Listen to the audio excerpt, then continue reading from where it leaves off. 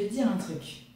Mon burn-out, je ne l'ai pas forcément vu venir. Pourtant, c'est vrai que quand j'y pense, avec du recul, les signaux, ils étaient quand même bien là. Ils étaient clairs et ils étaient puissants. Et ce qui me fait un peu peur aujourd'hui, c'est que je les retrouve chez plein de femmes qui pensent être juste un peu fatiguées. Et si tu fais bien attention, je suis sûre que toi aussi, tu en as plein dans ton entourage. Alors aujourd'hui, j'avais envie de faire une petite vidéo sur les 12 étapes du burn-out, mais surtout comment les reconnaître à temps et ce que j'en ai tiré personnellement pour ne pas replonger. Alors attention, encore une fois, je suis pas médecin et c'est pas un diagnostic, c'est juste un outil de prévention. C'est parti. En 2019-2020, quand j'ai commencé à m'épuiser, j'ai pas tout de suite mis le mot burn-out dessus. Je pense que j'étais un petit peu en mode déni, en mode non mais je dois tenir, ou non c'est pas si grave et non ça va passer, ça ira mieux quand il y a cette période qui sera passée, etc. etc. Et puis juste à un moment, j'ai juste craqué. Et aujourd'hui, je suis sortie du tunnel. Mais si j'avais compris ce processus plus tôt, j'aurais pu éviter d'aller si loin. Et c'est malheureusement grâce à cette expérience aujourd'hui que je sais comment poser mes limites et ne pas retomber dans le burn-out. Du coup, dans cette vidéo, je vais essayer un petit peu de te sommariser. De te regrouper ces 12 étapes en plusieurs grandes parties pour que tu puisses un petit peu piocher ces symptômes, on va dire, que tu puisses un petit peu les reconnaître ou éventuellement les reconnaître chez des gens que tu connais pour que tu puisses les aider toi aussi. Et je ne vais pas t'énumérer les 12 en mode liste. Si tu veux ça, je te suggère d'aller regarder sur mon blog, j'ai fait un article qui récapitule tout en une seule partie. Je te mettrai le lien juste en dessous dans la description. Puis ça pourra te faire un petit aide-mémoire aussi.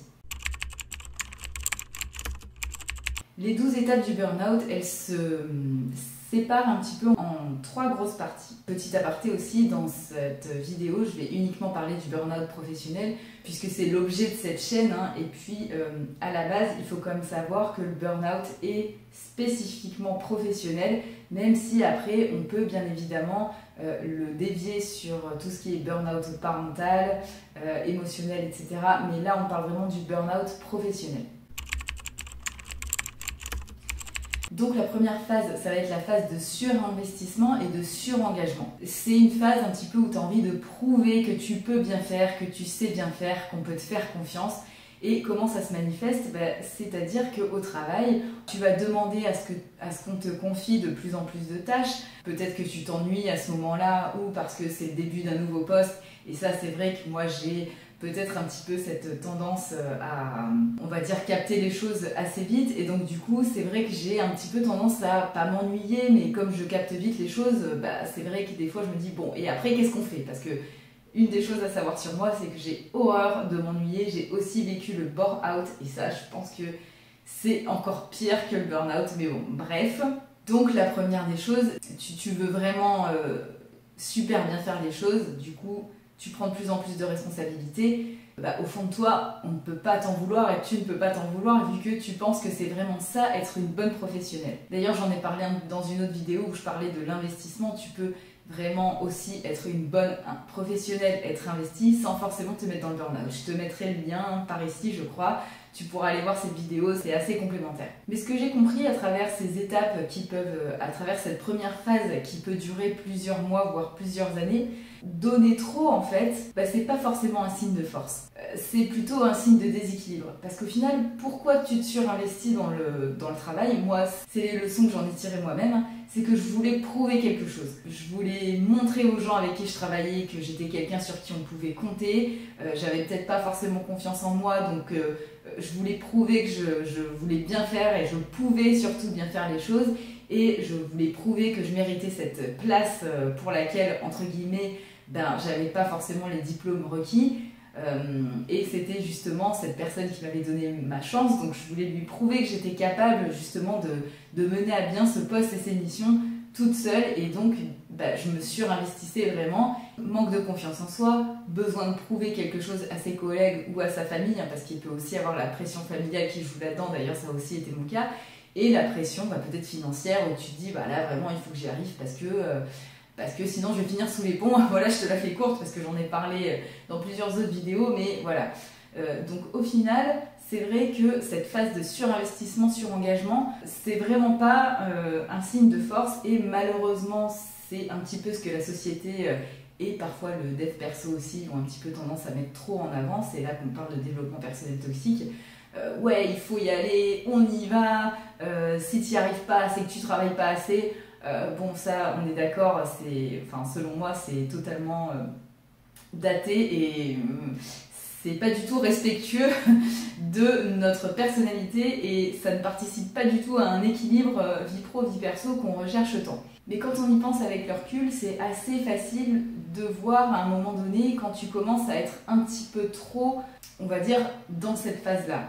Tu vas commencer à regarder tes mails le soir, enfin tes mails, là je parle quand tu es en mode salarié, mais dans l'entrepreneuriat aussi, c'est parfois encore pire puisque tu regardes tes mails le week-end, tu décroches jamais vraiment ton boulot et c'est là où il peut commencer un petit peu à y avoir des phases, des red flags comme on pourrait dire, de attention, là il faut peut-être un peu ralentir parce qu'à partir du moment où tu commences à plus bien dormir, à oublier d'aller manger ou que sais-je encore, là ça peut commencer à te donner des petites indications que attention, je suis peut-être dans la phase 1 du burn-out. Donc attention, attention. La deuxième grande phase du burn-out, ça va être une phase de tension, d'isolement et de perte de sens. Moi je sais que dans cette phase-là, j'étais vraiment extrêmement fatiguée puisque je n'arrivais plus à dormir la nuit, j'étais tellement stressée. J'essayais d'éviter les gens, d'éviter les collègues parce que franchement ils me sortaient tous par les trous de nez. J'évitais ma famille parce qu'à chaque fois avec leurs bons conseils évidemment qui étaient empathiques à l'époque et bienveillants, moi ça m'énervait juste et je voulais juste qu'on me laisse tranquille et qu'on me laisse passer cette phase où je me sentais fatiguée, je me disais comme je disais au début ça va passer, ça ira mieux après X ou Y événement. Je mangeais n'importe comment parce que forcément quand t'es fatigué, t'as pas envie de te faire à manger, de toute façon t'es trop épuisé pour ça, donc la junk food etc.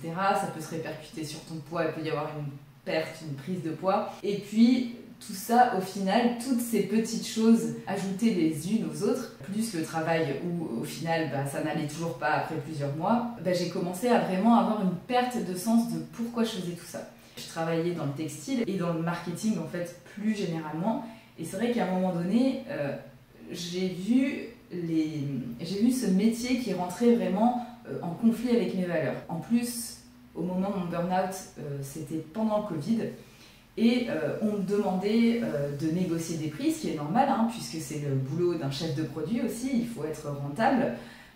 Et moi, je me demandais vraiment pourquoi on me tannait à négocier des centimes pour aller exploiter des gens à l'autre bout du monde, alors que tout le monde était pas en train de mourir, mais enfin bref, la santé mondiale était pas en péril, c'est pareil. Enfin, là, ça fait vraiment une vision très noire et c'est pas vraiment ce que je pense à l'époque, mais je me disais mais pourquoi je fais ça en fait? Pourquoi je vais créer ces produits-là dont personne n'a besoin clairement et je vais juste polluer la planète et exploiter les gens? C'était vraiment ma vision à l'époque. C'est vrai que ça a un petit peu changé aujourd'hui, mais ça explique aussi pourquoi je voyais plus du tout de sens à ce que je faisais et j'ai fait clairement un rejet de tout ce monde du travail en fait, puisque pour moi ça englobait vraiment quelque chose de négatif. Ce que j'ai compris aussi, c'est que, et je le remarque notamment quand je commence à être un petit peu pas sur la pente, parce que j'ai les outils pour savoir quand je vais un petit peu trop loin, mais c'est vrai que quand je commence à voir que je me coupe un petit peu des autres, que j'ai plus vraiment envie de voir des gens, que parler aux gens ça me saoule, ou que j'ai fait les choses juste pour les faire et que ça me fait pas vraiment plaisir, c'est vraiment qu'il y a un vrai signal à écouter. Donc si tu te retrouves un petit peu dans cette phase aujourd'hui, là c'est vraiment, on va dire, le step au-dessus de la phase du burn-out. Il faut vraiment commencer à écouter et à ralentir, à ramener un petit peu de joie dans ta vie. Enfin, c'est un petit peu con à dire comme ça, j'avoue, mais de joie et surtout de repos, de pause, de couper de ce qui ne te rend vraiment pas heureuse. Donc tu vas peut-être me dire aujourd'hui que ok, toi t'es dans un boulot et que du coup tu peux pas l'arrêter ou que voilà, ou quoi ou qu'est-ce. Ok, alors tu fais tes heures, point barre, et le week-end, le soir, tu te prends des temps pour toi. Alors peut-être qu'aujourd'hui aussi tu t'occupes de tes enfants, de ta famille, mais malgré ça, c'est quand même vraiment important de réussir à se caler du temps pour soi pour te reposer, juste pour rien faire peut-être, juste mettre sur pause et de recharger tes batteries. Et ça peut être juste 5 minutes, hein. On ne parle pas de partir faire une retraite de 15 jours de yoga à Bali, hein, pas du tout. Tout est une question d'équilibre entre ton quotidien, ce que tu peux faire réellement, parce que des fois tu peux pas, notamment si tu as des enfants, hein, et si, encore pire, par exemple, t'es mère célibataire, je ne sais pas. Comment tu peux écouter ce signal aujourd'hui et comment tu peux amener un petit peu plus de douceur et de repos dans ta vie. Si tu as besoin d'aide là-dessus, n'hésite pas, tu peux toujours prendre rendez-vous avec moi et on peut en discuter ensemble. Il y a des solutions à mettre en place, hein, mais évidemment, je ne peux pas toutes les dire dans une vidéo YouTube parce que c'est vraiment personnel à chacun et ça dépend vraiment de la configuration de ta vie aujourd'hui. La troisième grande phase des étapes du burn-out, ça va être vraiment la phase de rupture et d'effondrement. Alors pour moi, c'est vrai que ça n'a pas été, je vais dire, très violent parce que j'ai entendu des témoignages de personnes qui avaient vraiment des problèmes physiques graves qui les avaient envoyés à l'hôpital. Moi, c'était plutôt, j'avais vraiment du mal à me lever le matin et c'était surtout émotionnel en fait. Je pleurais toute la journée. Et en fait, le déclic, ça a été un jour, et je peux remercier la personne qui partageait ma vie à ce moment-là, qui m'a quasiment forcée à aller chez le docteur et pour me dire maintenant il faut que ça s'arrête parce que je me rappelle très bien, j'étais en télétravail et je me suis pris une petite réflexion qui peut-être n'était pas très grave, mais comme à l'époque j'étais déjà dans cette phase de ras-le-bol et d'épuisement intérieur, cette petite phrase, ça a été le déclic. Et là, j'ai commencé à pleurer devant mon ordinateur pour rien. Et là, donc, mon ex-mari est rentré dans la pièce et m'a dit « Ça suffit, maintenant tu éteins ton ordinateur, je t'emmène chez le médecin tout de suite. » Ce qu'il a fait, le trajet de la voiture au médecin, devant le médecin, je ne pouvais plus m'arrêter de pleurer. Et c'était vraiment... voilà, je me rappelle très bien de cette journée et c'est là que le médecin, qui n'était pas très compréhensif à l'époque, m'a arrêtée. Et à ce moment-là, c'est vrai que je me suis sentie vraiment hyper seule face au corps médical, puisque ce médecin n'était pas du tout compréhensif, m'a arrêtée juste 15 jours en mode « bon allez dormir et ça ira mieux dans une semaine ».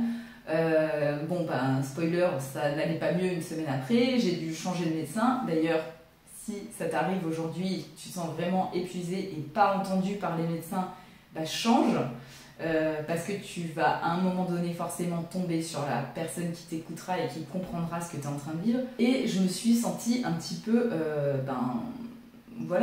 seule et vraiment en incompréhension de tous ces symptômes parce que personne ne m'avait jamais expliqué qu'il y avait un processus, personne m'expliquait vraiment dans quoi j'étais et j'ai dû me renseigner moi-même. Merci Google et merci Internet pour mettre des mots sur ce qui m'arrivait et comment éventuellement m'en sortir, même si à ce moment-là, c'était pas l'ordre du jour. C'est un processus, c'est un long processus qui dure des mois. Pour moi, je sais que ça a duré des années.